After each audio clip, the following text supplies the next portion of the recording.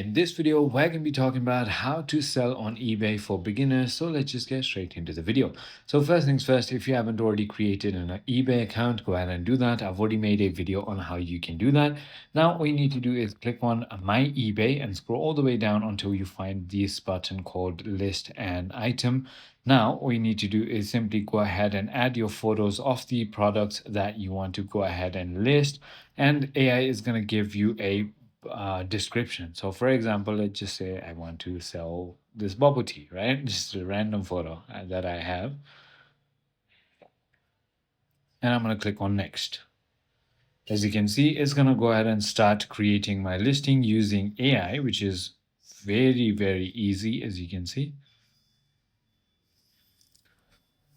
And now all I need to do is simply go ahead and do my price research similar sold items on eBay to set a competitive price. Also choose auction for fast-paced sales or buy it now for fixed price.